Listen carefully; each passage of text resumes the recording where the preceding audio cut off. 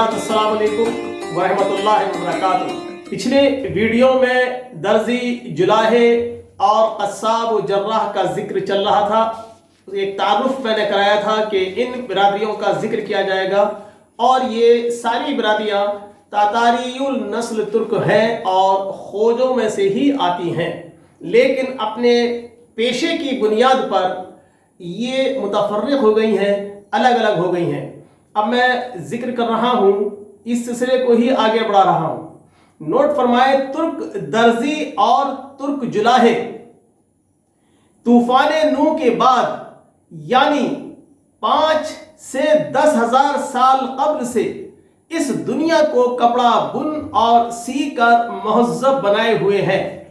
5 से 10,000 साल पहले से जो कौम आपको इज्जतदार और महज़्ज़ब बना रही है, उसे नीच कहने वाला खुद नीच है।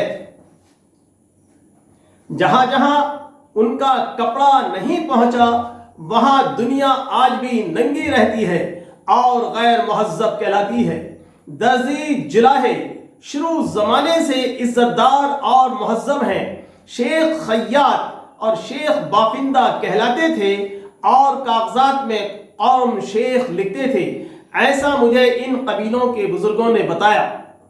1857 अंग्रेजों की हुकूमत कायम होने के बाद नवाब लेफ्टिनेंट गवर्नर बहादुर ममालिक मगरबी और शुमाली का रेजोल्यूशन मवर्रखा 23 जून 1868 इस ईमा से कि हर जिले की बाबत तालीफ होना ऐसी किताब का जिसमें जिले के कुल हालात माजी और हाल दर्ज हों ज़रूरियात से है, सादिर हुआ।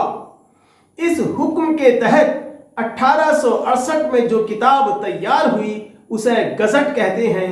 तुर्कों का निज़ाम हुक्मरानी बिखर चुका था, उनका कत्ले आम हो रहा था, फौज और तमाम ओहदों से तुर्क हटा दिए गए थे, पठान बटालियन बना दी गई थी। तालीमी किताबों के कोर्स में तुर्क दौरे हुकूमत को पठान दौरे हुकूमत लिखकर उनकी पहचान मिटाने की कोशिश की गई।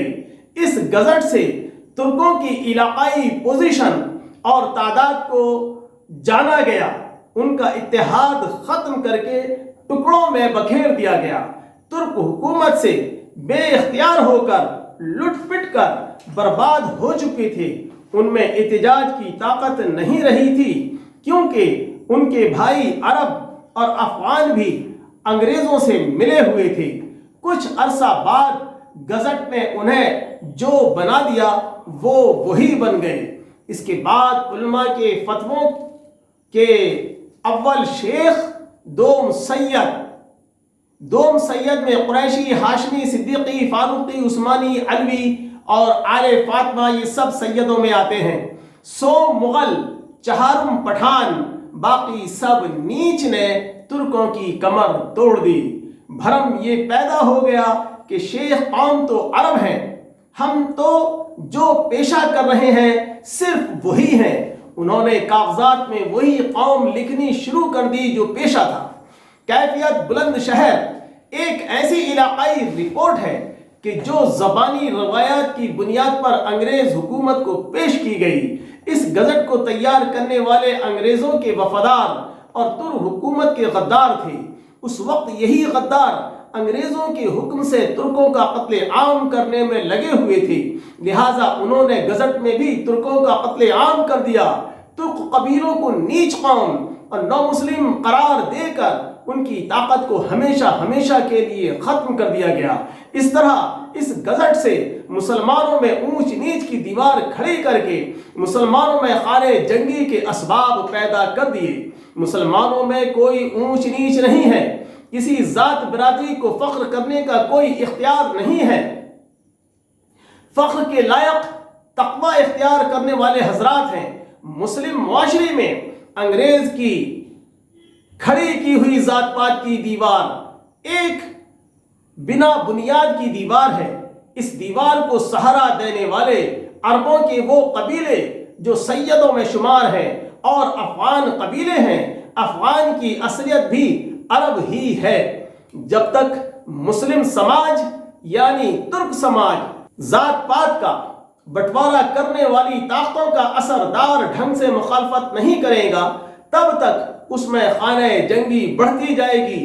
ذات پات کو بڑھاوا دینے والی مسلم سماج کی وہ ذمہ دار اور قابل بھروسہ ہستیاں ہیں کہ جس پر مسلم سماج کا ایمان ہے اور وہ مسلم سماج کے ٹھیکیدار مانے جاتے ہیں۔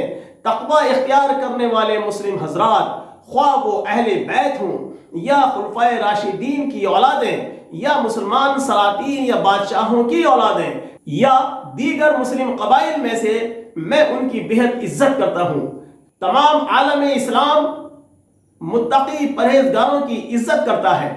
واضح رہے کہ یہ بات اچھی طرح ثابت ہے کہ کچھ گروہ مسلمانوں میں برادری واد، اونچ نیچ قائم کرنے کی لگاتار کوشش کر رہے ہیں۔ یہی گروہ آج کل مانو ادھیکار کے رکھوالے بنے ہوئے ہیں۔ مسلمانوں میں اونچ نیچ، ذات پات پھیلانے والا اللہ والا نہیں ہو سکتا۔ اصلی سید اور صحابہ رضی اللہ تعالیٰ عنہ کی اولاد، اصلی اولاد، اسلام کے نام پر ایسا گھنونا کام نہیں کر سکتی ہیں۔ ذات بدلے ہوئے یہ نقلی اور لعنتی لوگ ہیں۔ حضور صلی اللہ علیہ وسلم کے آخری خطبے کے مطابق ان پر اللہ کی لعنت ہے۔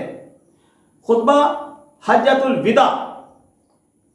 قریش کے لوگوں، ایسا نہ ہو کہ اللہ کے حضور تم اس طرح آؤ کہ تمہاری گردنوں پر تو دنیا کا بوجھ لدا ہوا ہو اور دوسرے لوگ سامان آخرت لے کر پہنچیں، اور اگر ایسا ہوا تو میں اللہ کے سامنے تمہارے کچھ کام نہ آ سکوں گا۔ قریش کے لوگوں، اللہ نے تمہاری جھوٹی نخوت کو ختم کر ڈالا اور باپ دادا کے کارناموں پر تمہارے فخر و مباحات کی کوئی گنجائش نہیں ہے۔ یہ ہے نبی کریم صلی اللہ علیہ وسلم کا آخری خطبۃ الوداع۔ اپنا نسب بدل کر بھیڑ کی کھال میں جو بھیڑیے بیٹھے ہیں، وہ اپنے اپنے ٹھیوں پر بیٹھے ہوئے شیخ تاتاری ترک مجاہدین اسلام کی غریب اور شجرے سے انجان اولادوں کو نیچ اور ذلیل قوموں کے نو مسلم قرار دیتے رہتے ہیں۔ بند کریں اس طرح کے بیان، اصلی اہل بیت کو بدنام نہ کریں۔